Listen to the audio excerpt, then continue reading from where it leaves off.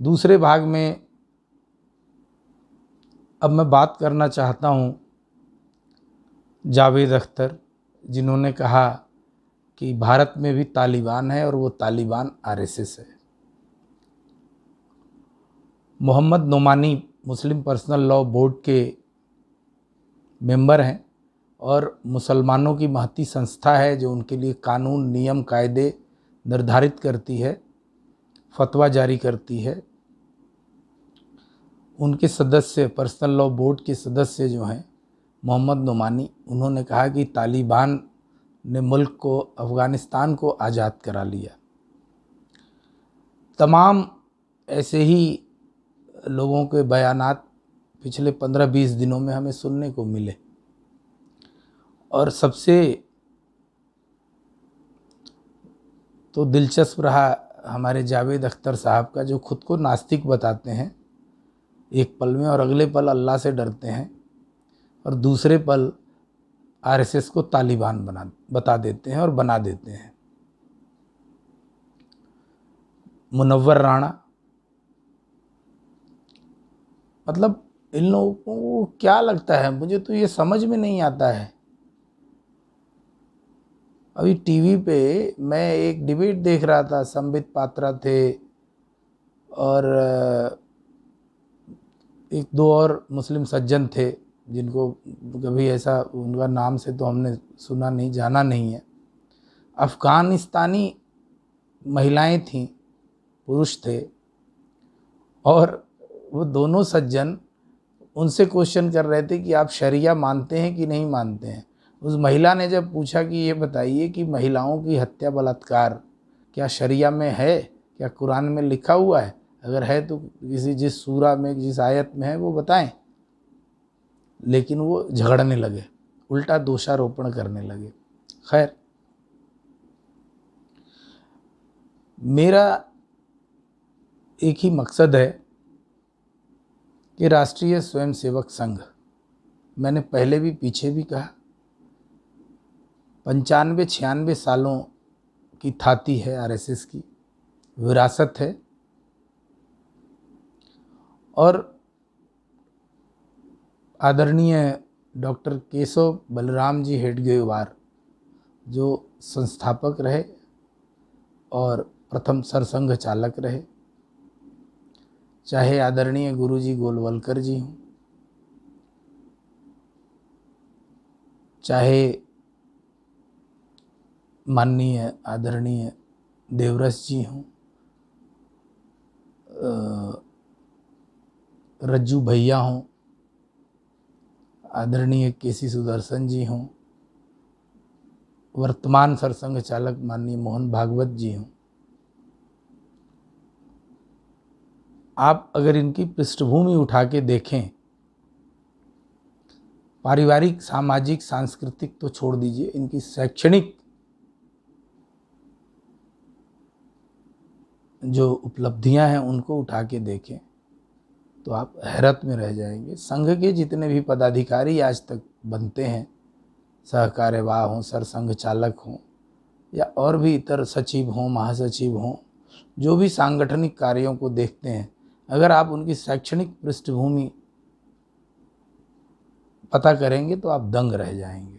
और दूसरी तरफ आ जाइए, अब ये तो मैंने एक परिचय देने की कोशिश की है कि संघ की पृष्ठभूमि क्या है, उनमें लोग कैसे हैं।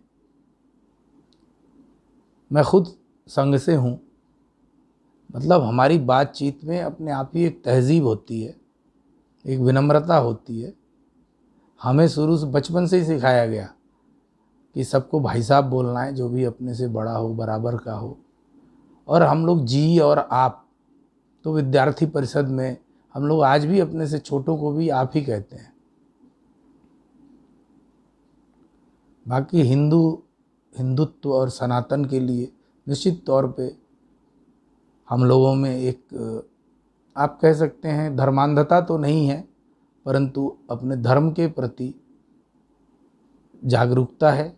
और वही कोशिश है कि सभी हिंदू भाई अपने सनातन धर्म, अपने हिंदुत्व चाहे वो आर्य समाज हो, उसके प्रति उनमें एक जागरूकता आनी चाहिए। हमने हमारे हिंदुत्व में हमेशा सुधार की गुंजाइश है, हम किसी किताब के मोहताज नहीं हैं।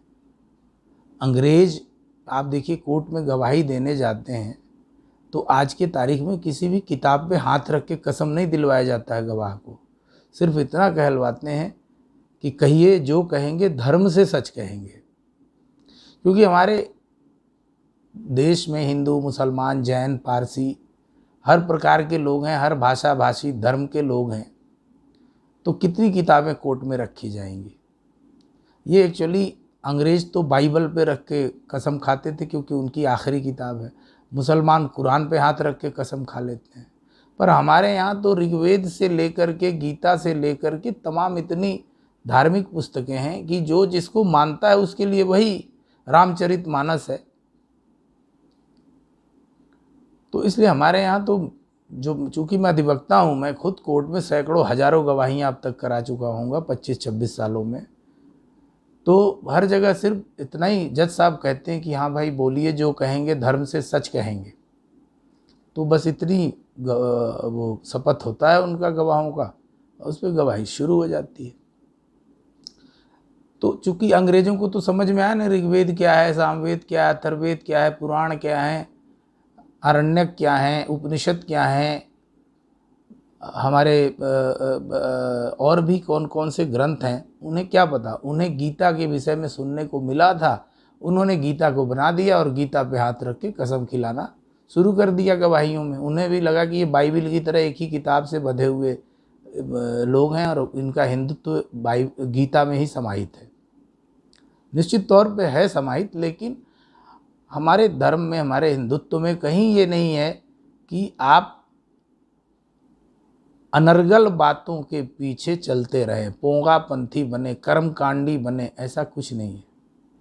हमारे यहाँ तो इतना लचीला है सनातन धर्म, इतना लचीला है हिंदुत्व कि आप जिस घर में चप्पल पहन के घूमते हैं वहाँ एक कोने में वहाँ पे सफाई करके झाड़ू पोछा मार दें और वहीं पे फूल से, गोबर से, गाय के गोबर से गौरी गणेश को आवाहन कर लें, सभी देवी देवताओं का आवाहन कर लें, पान के पत्ते पे आवाहन कर लें और वहीं पे विसर्जन कर दें और हवन कर लें और फिर से अगले दिन वहीं सोने लगी है, बैठने लगी है, कोई दिक्कत नहीं है।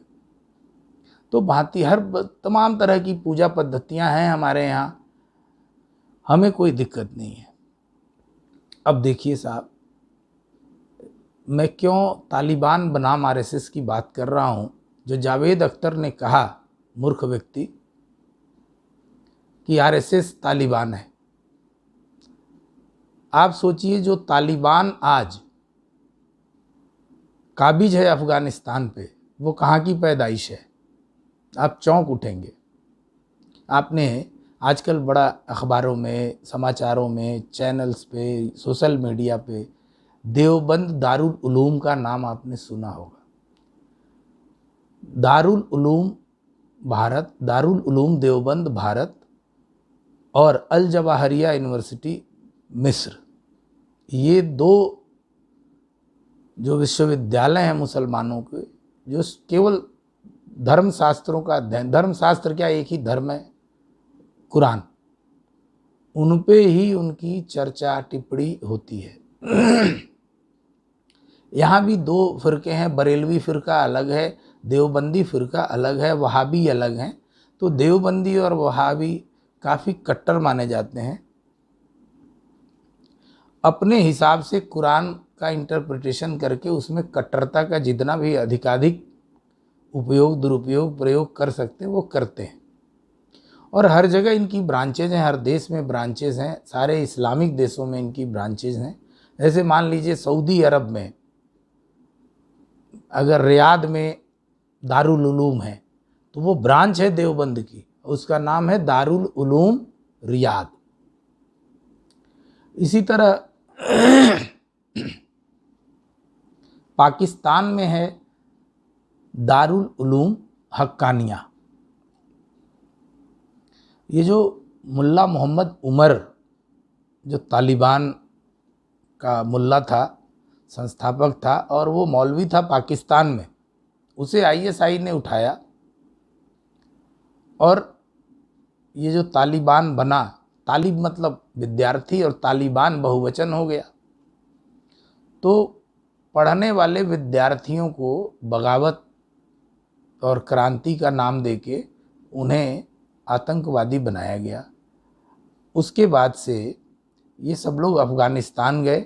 अमेरिका और पाकिस्तान के सहयोग से वहाँ उस समय रूस का एक तरीके से कब्जा था, जो अभी 20 साल अमेरिका का रहा, वैसे ही 20-30 सालों से रूस का कब्जा था वहाँ।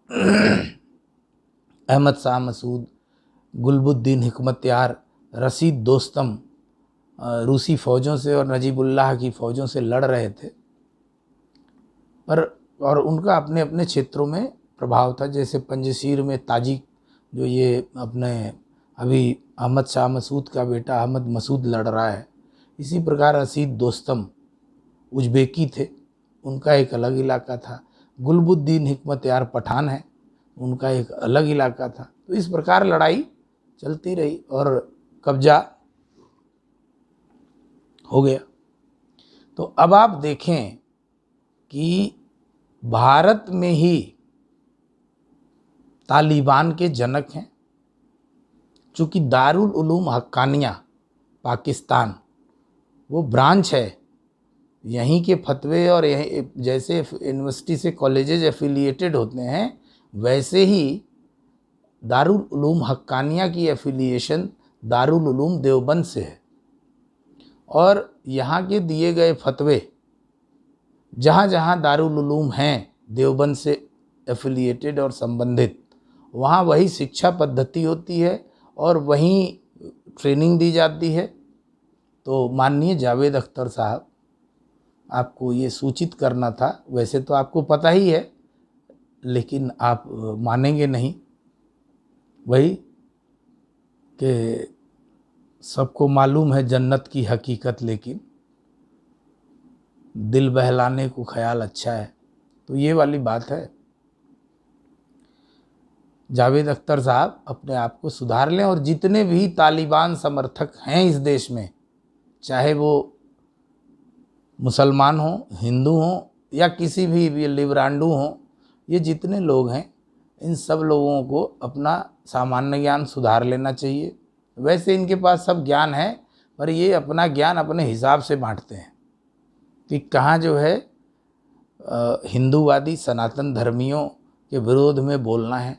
इनके मुंह पे ताला जड़ जाता है, मुंह में मवाद वाले फोड़े हो जाते हैं अगर इन्हें तालिबान के खिलाफ बोलना हो, जो अतिवादी मुस्लिम समुदाय है उसके खिलाफ बोलना हो,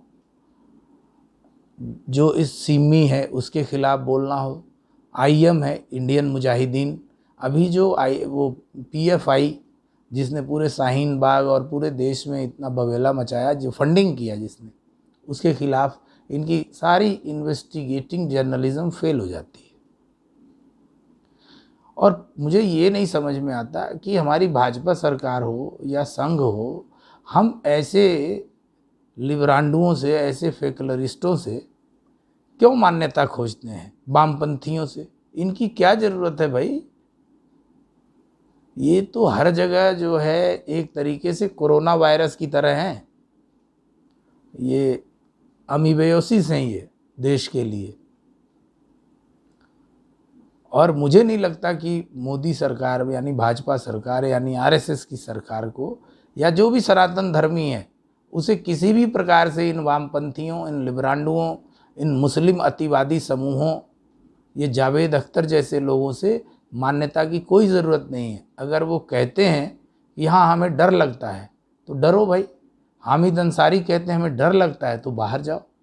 जिनको जिनको डर लगता है, अब तो अफ़गानिस्तान में कितना बढ़िया शरिया कानून आ गया, आप सब लोग जाए महाराज, शरिया कानून का पालन करें। हिंदुस्तान में तो सब चीज़ें बदलेंगी, यूनिफॉर्म सिविल कोड भी आएगा। अभी आज का न्यूज़ है, अमित शाह जी ने, गृह मंत्री जी ने कहा है कि जो आपराधिक कानून है उनमें बदलाव की ज़रूरत है। तो आरएसएस को तालिबान कहने से पहले अपने गिरेबान में झांक लो बोलने वालों। आरएसएस नहीं, तालिबान है। तालिबान का जनक दारुल उलूम देवबंद और वहाबी कट्टरपंथी हैं, जिन्होंने इस पूरे देश में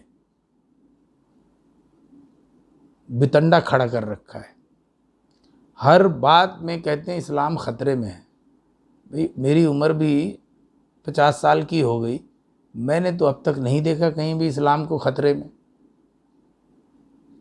हाँ, जाहिर तौर पे ये बिल्कुल ठीक बात है कि दंगे होते हैं, तो ऐसा तो नहीं है क्या दिल्ली दंगे हुए उसमें हिंदू नहीं मरे, निर्दोष लोग मारे गए, मुसलमान भी मरे, उनमें भी काफ़ी निर्दोष लोग भी मरे होंगे।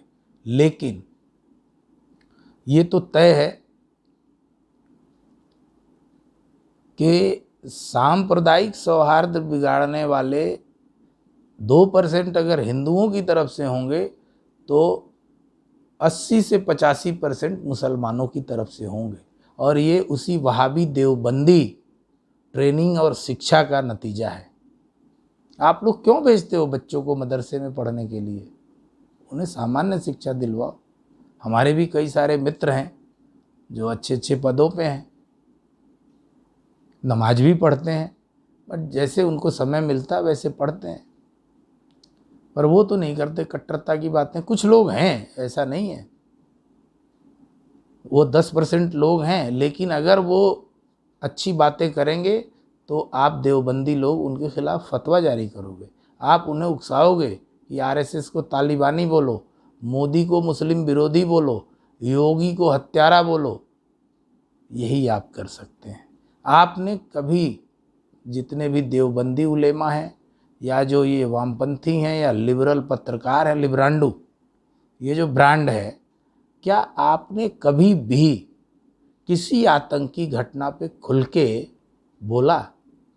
कभी किसी मुस्लिम विद्वान, इक्का दुक्का छोड़ दें तो, जिन्होंने ये कहने की हिम्मत और हिमाकत की कि जी आतंकवाद का धर्म इस्लाम है? नहीं। और प्रचार ये है कि आतंकवाद का कोई मजहब नहीं होता, हर मुस्लिम आतंकवादी नहीं होता, पहली लाइन। और दूसरी लाइन है कि हर आतंकवादी मुस्लिम क्यों निकलता है? मेरा प्रश्न ये है, आप बताएं इस देश में भगवा आतंकवाद के बारे में जो बितंडा बनाया गया, क्या आप और हम धार्मिक, मान लीजिए मैं धार्मिक तौर पे कट्टर भी हूँ, बिल्कुल कट्टर हिंदू, मुसलमानों को बिल्कुल देख नहीं सकता, तो क्या आपको लगता है कि मतलब हम उस तरीके की धर्मांधता दिखा सकते हैं? हमारे पास टाइम कहाँ है?